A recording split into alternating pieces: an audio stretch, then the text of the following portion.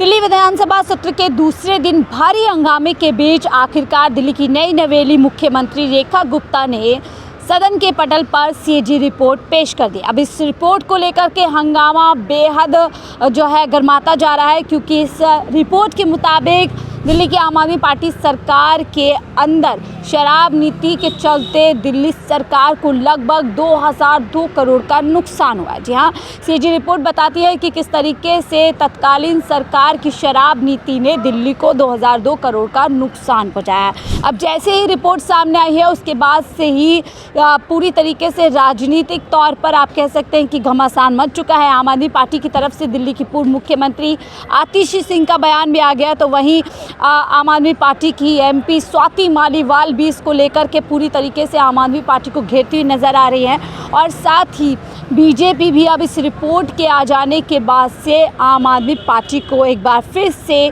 घोटाले और भ्रष्टाचार को लेकर के घेरती हुई नज़र आ रही। क्या है पूरा मामला बता देते हैं।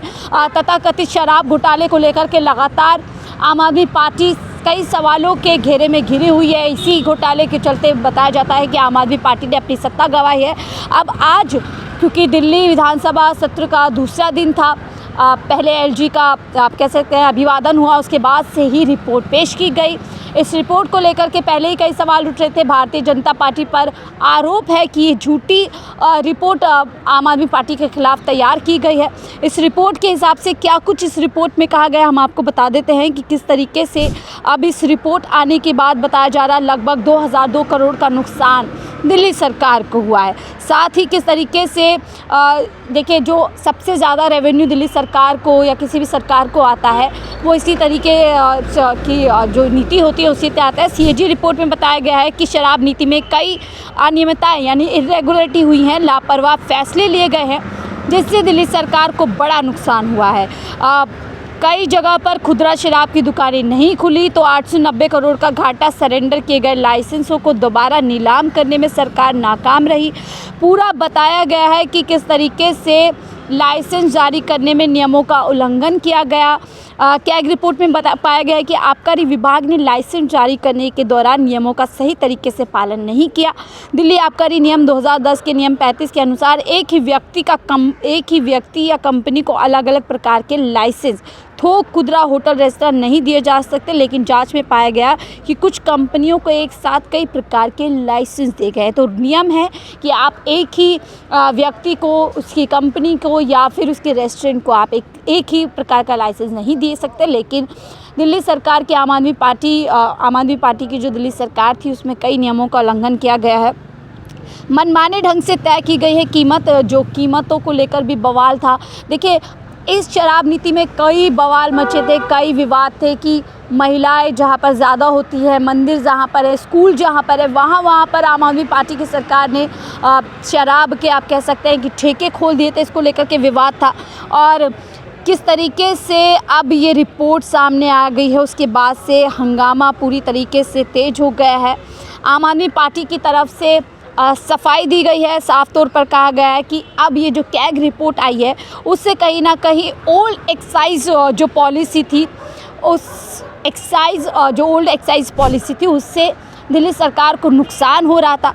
और ओल्ड एक्साइज पॉलिसी के कारण उत्तर प्रदेश और हरियाणा से शराब स्मगल होकर आ रही थी। ये बात आम आदमी पार्टी की पूर्व मुख्यमंत्री आतिशी सिंह की तरफ से कहा गया। उन्होंने साथ ही बताया कि भ्रष्टाचार को दिल्ली वाले हमेशा समझते हैं। आम आदमी पार्टी ने बताया कि कैसे उत्तर प्रदेश और हरियाणा से शराब स्मगलर होकर दिल्ली में आती रही है। आज के एक रिपोर्ट ने भी इस पर मुहर लगा दी है।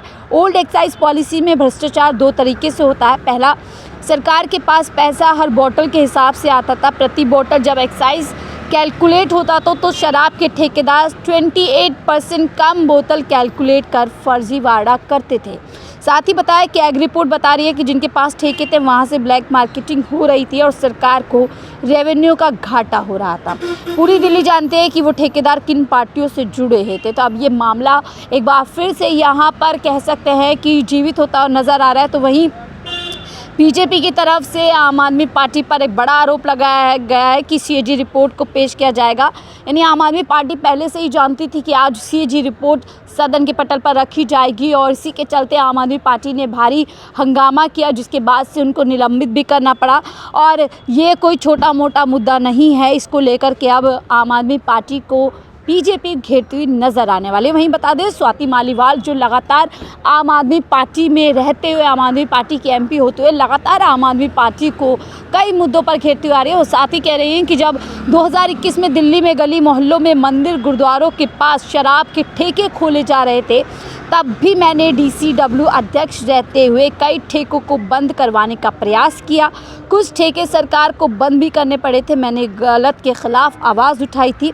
सीएजी रिपोर्ट के अनुसार 2000 करोड़ से अधिक का नुकसान सरकार को हुआ है। शराब घोटाले में बहुत किरदार है, बड़े बड़े लोग और कह सकते हैं यार रिश्तेदार इस पूरे घोटाले में अभी जो है कह सकते हैं कि नपने बाकी है। यानी अब कुल मिलाकर के जो सीएजी रिपोर्ट आ गई है, उसके बाद से आम आदमी पार्टी की मुश्किलें बढ़ सकती है।